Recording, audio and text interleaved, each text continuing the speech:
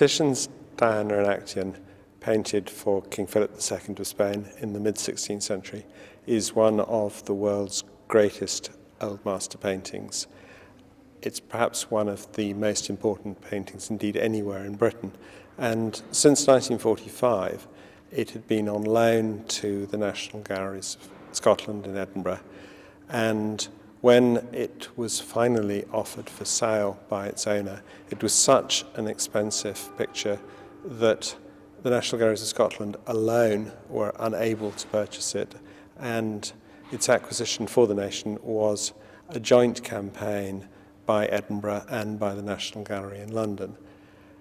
As part of the celebration, really, of this remarkable achievement, because this is the greatest picture that has come into a public collection, or in this case a pair of public collections, in the United Kingdom for very many years.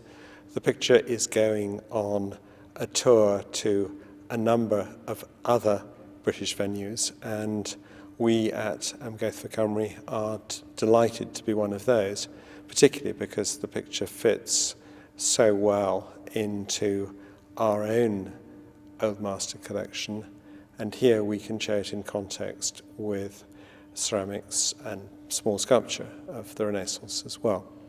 We don't have any works by Titian in the collection, although he is probably one of the most important artists in the history of European art, if not internationally global art. He's one of the biggest names. He lived in the 16th century, and yet he's influenced all sorts of artists from then to the present day. It's very large, but it's also beautifully painted. It's such a fantastic example of his painting of female nude figures, and also his interpretation of the subject matter, and his use of the narrative in the composition, and it all just comes together so beautifully. The painting depicts an episode from the Ovid's poem, The Metamorphoses, which was written in several volumes. This scene, in fact, depicts Actaeon, who has been out hunting for the day and has become separated from his companions. And on his walking through the woods, he stumbles upon Diana, who is bathing with her nymphs. And here you see him sort of bursting in on the scene, and all the nude nymphs and Diana herself trying to shield themselves and to shield Diana from this intruder.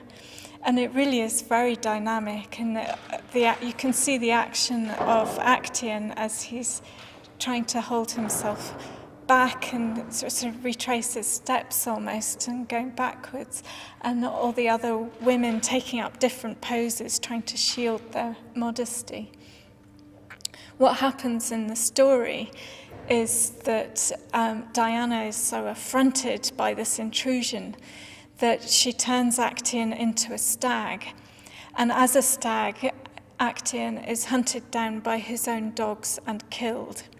And so it's a very tragic story, but Titian's included all sorts of different indicators in the painting to tell you not just about this scene, but also how the story unravels. And so in the very background, you can see Diana, who's hunting, just this very small figure chasing a stag.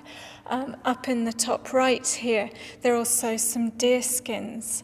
And resting on the pillar up there, you also have the stag's antlers. And this was all to do with the story and just Titian explaining, the context of this scene.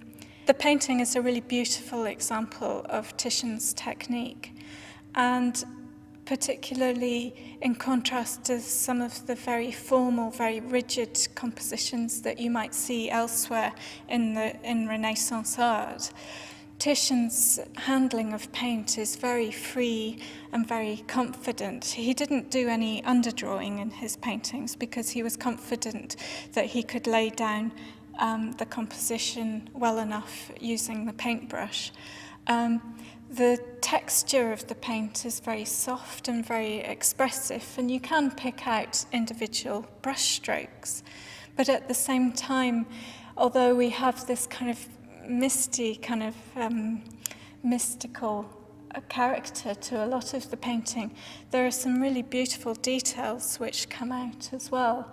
The detail in Diana's headdress is very, very precise, and you really get the impression of each pearl that's encrusted around her centre diadem. And this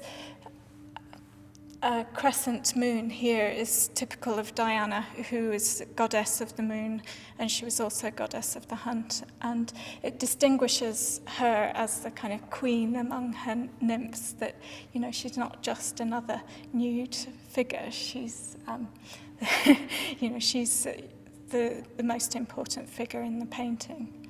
I think also the colours are beautiful and really representative of Venetian art at the time. And Titian, of course, was the lead artist in Venice. And colour became so important in Venetian art. And we have colours like the blue in the sky in the mountains, which was made from lapis lazuli, which was an incredibly valuable and rare mineral, and to make this ultramarine pigment. You have things like vermilion, these sort of orangey tones, and carmine red lakes. Titian would have invested a huge amount of time and money and effort in this painting.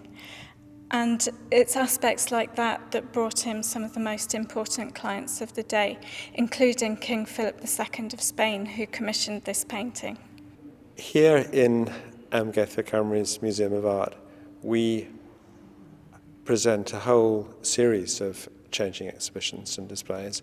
Sometimes these occupy several rooms, but in this instance what we've done is to take one great picture on loan, to isolate it, as you'll see, on one wall, but also to have around it a number of our own works of this same period.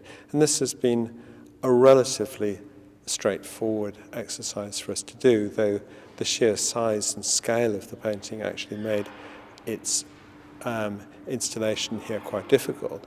But that aside, it's been a relatively simple exercise, but one I think that will bring great opportunities and benefits to our visitors during this next couple of months.